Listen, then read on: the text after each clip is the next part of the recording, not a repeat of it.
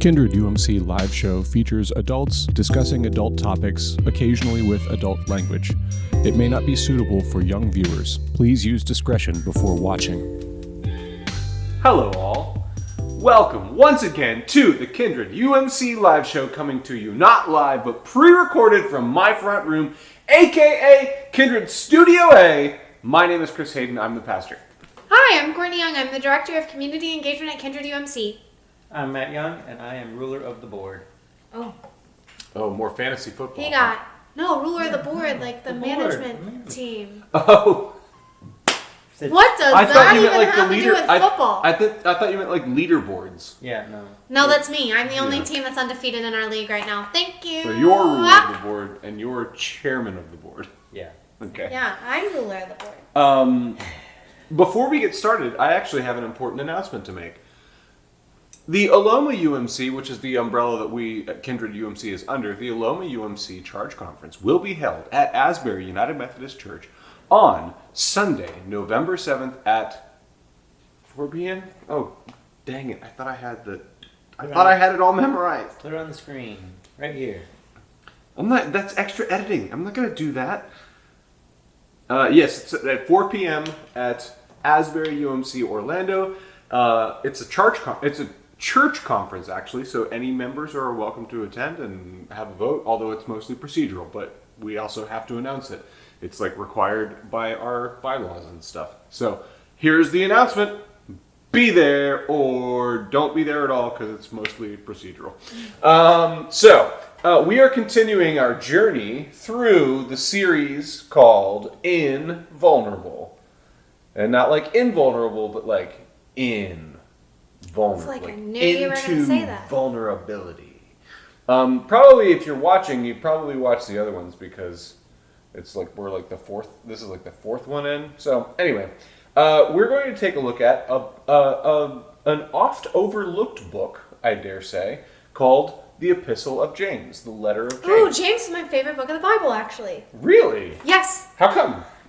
Because I've always loved it since I started really getting into like Bible study and stuff in college, but because it's a very practical action book. It offers very practical advice. It's very straightforward, but it's also I feel like there's this undertone of how to love others well in the book of James, and that's something that is very important. So we learned, I can't remember because we're doubling up recordings these days.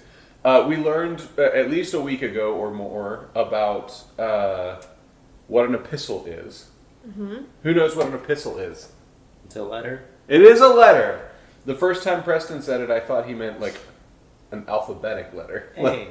Like the letter B. No. You're right. It's a letter.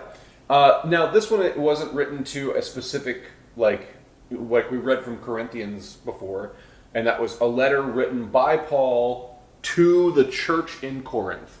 This is the letter of James, and it's not the letter of Corinthians. Like, it's not defined by who it's sent to because it wasn't really sent to anybody. It was more like a pamphlet. It was more like he sent it kind of to everybody, you know. Also, it is a traditional, who knows, because it was 2,000 years ago, but most scholars kind of agree that this was written by James, the brother of Jesus. And that's who James is.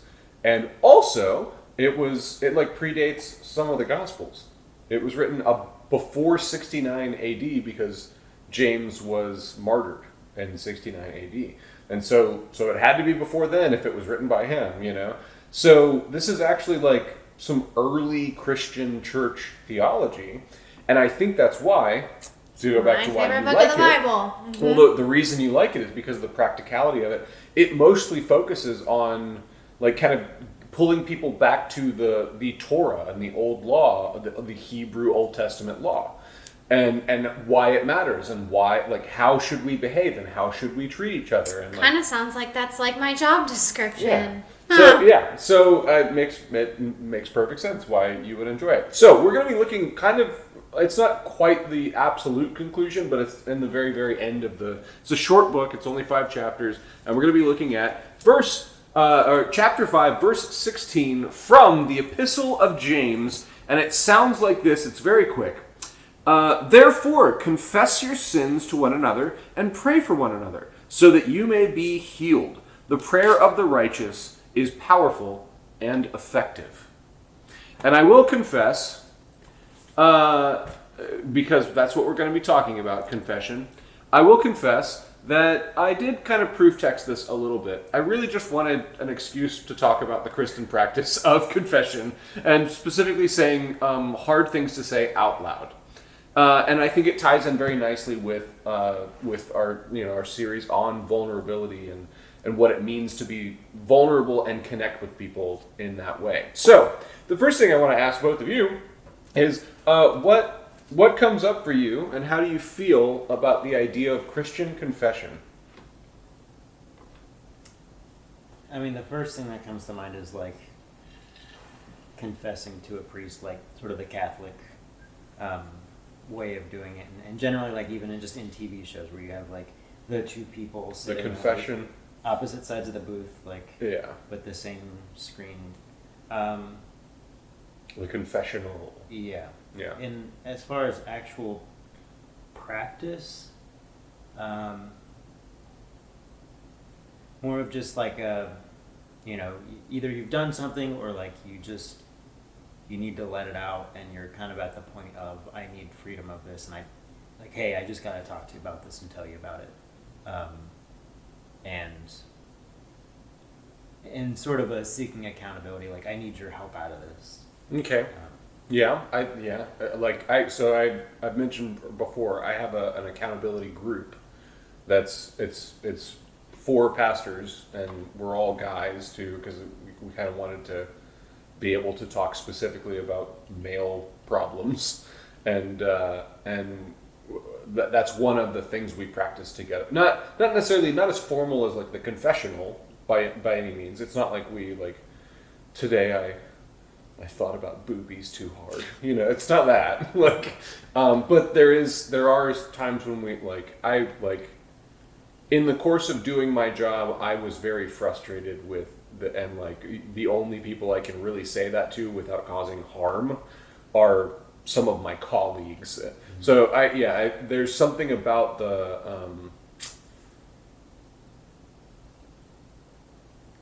there's something about you kind of hinted at like freedom and like laying down a burden or a load.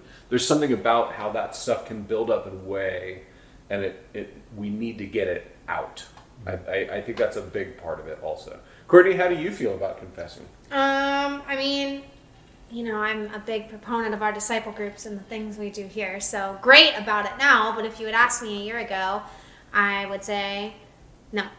Well, okay, so what changed? Why bad before good now? So my go-to coping mechanism is to not really think about my own feelings at all in any context, but just to focus on you and how you feel.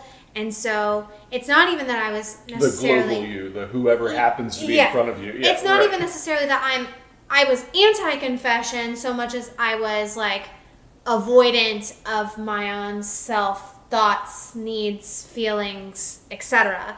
And so instead of like actively thinking about them and like putting them out there, I would bottle them up and pretend they weren't there so I could focus on other people. And then what would happen is... Or, try this on, maybe focusing on other people was a way to avoid them. 100%. Yeah. Avoid even asking, but it sounds so silly, but it's avoid even asking myself what those things were. Yeah. It's not that I like wanted to avoid that doesn't sound silly to me at all, actually. It's not that I wanted to avoid specific feelings so much as it was I just didn't want to think about how I was feeling. And so I would bottle, repress, and then I would either explode and get really angry and frustrated and snappy, or I get very icy and I go from 0 to 100 real quick. And so since doing our disciple groups and kind of getting some more coping skills and all of that good stuff, I've started like thinking about my own feelings more, and now I find that that's easier to be honest about how I'm feeling and why I'm feeling it. But a year ago, not so much. So, okay, so you, and I think this is important to label because James is specifically talking about the confession of sin. And when we at Kindred UMC talk about confession in a more broad sense, certainly not to the exclusion of confessing sin. Like I actually regret that practice as kind of a sacramental ritual we've kind of lost that practice, and I understand why, because it can be like a shameful like othering kind of practice, and it can be misused and abused very easily. And so I understand why we don't often do that, and I understand people's standing back from it and being like, whoa, I'm not interested, keep it over there. But also, I think there's something, I often say I'm in the business of getting babies out of bathwater. I think there's a baby that's been thrown out with the bathwater in that particular scenario. Mm-hmm. But when we talk about it at Kindred, more broadly, we talk about the idea of, it's not just about confessing sin, but it's about saying what's on the inside out loud with other people.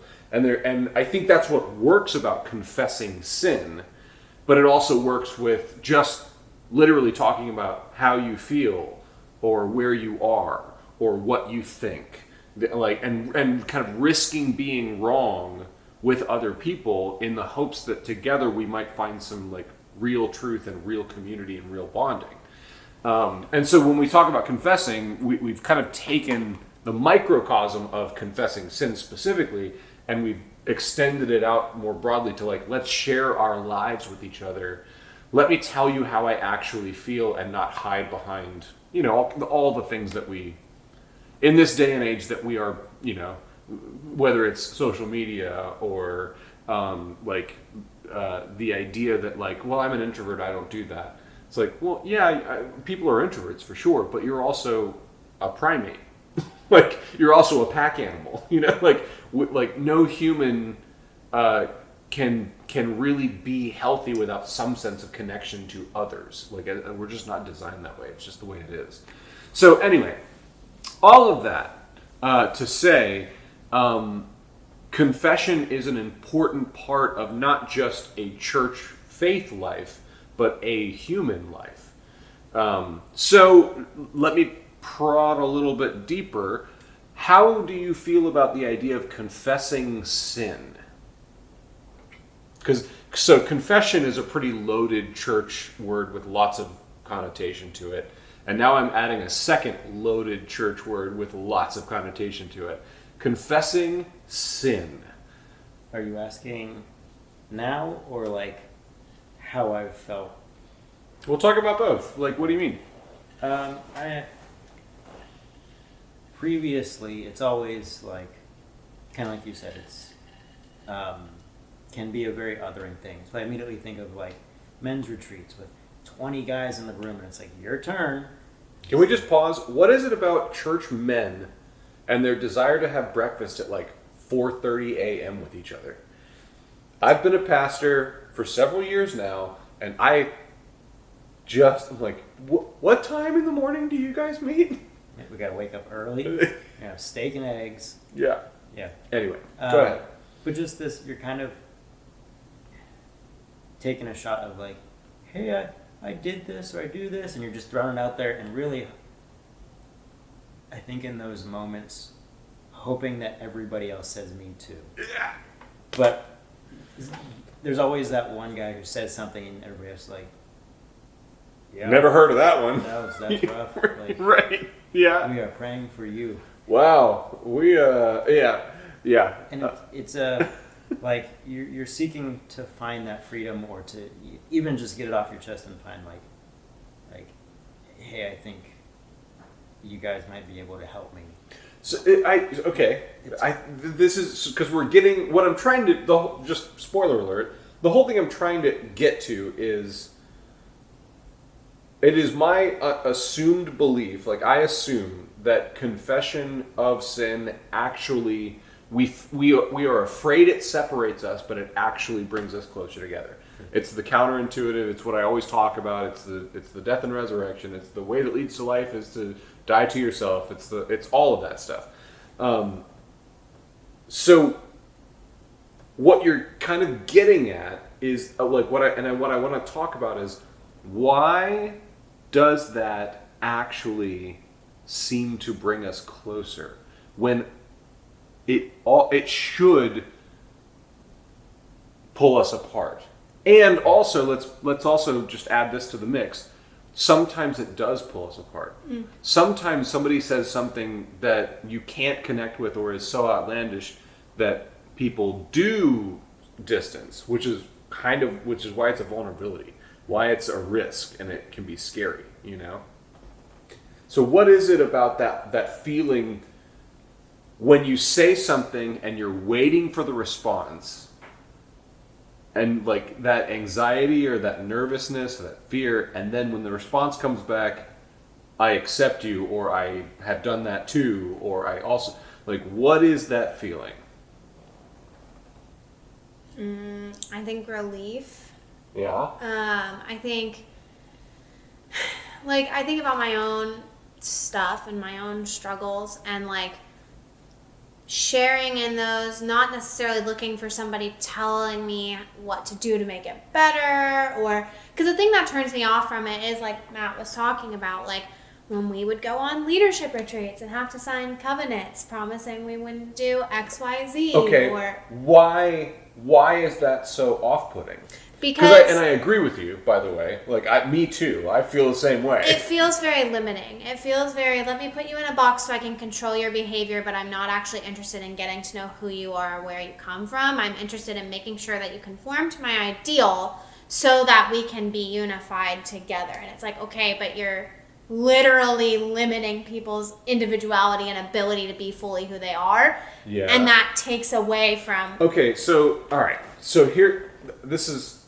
we've gone off into a little unplanned, but that's fine, because that's why I like doing the panel discussion rather than the sermon. Okay, so how do we balance the... So I never want to be a church that's condemning controlling. Right. I'm not interested in controlling other people's behavior, short of, obviously, if somebody's causing harm.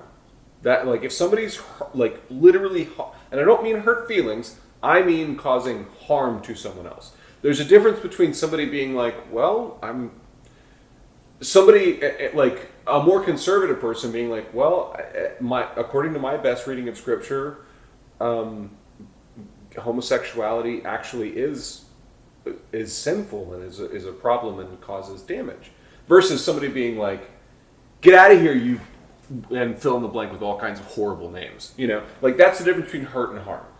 Somebody saying that to somebody who is gay might hurt their feelings, but that's okay because they were doing it respectfully and they were just speaking for themselves, you know? But then somebody calling names and being like, mean about it intentionally, like, hey, man, get out of here. You're not welcome. Like, you're not allowed to be here. Like, get out of here. And so there is this fine line that I'm always trying to navigate about, I don't want to be controlling of people's behavior, but I also have to realize and have to acknowledge that part of the being a faithful community that's following an ideal that is the Christ, like our ideal of how to be human the best way is what we believe is it's manifest in the Christ, and specifically the person of Jesus.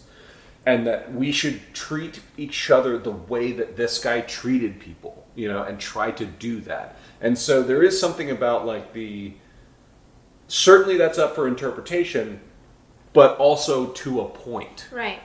Like, and I especially as the leader of the community, like as the pastor of the church, I am often, I err on the side of freedom, but I also have very clear boundaries in other areas too, and then we get into these gray areas where I'm like, I'm not sure where exactly to draw the line and how to measure it, because I don't know always the difference between hurt and harm, and when does hurt cross the threshold and like I hear a lot of that. So like, in the covenantal stuff, there is value in that. For sure. Baby's out of bathwater. There's value in some of that, but there's also a lot of harm in that, and a lot of like oppression in that.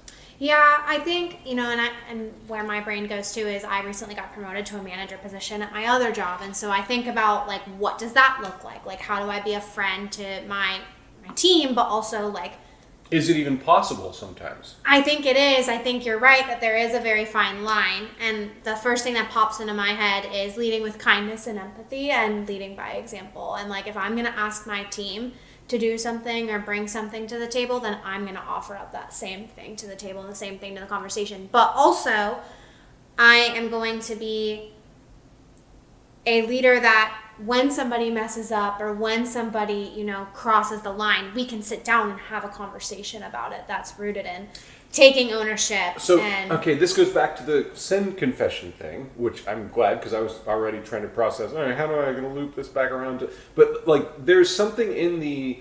I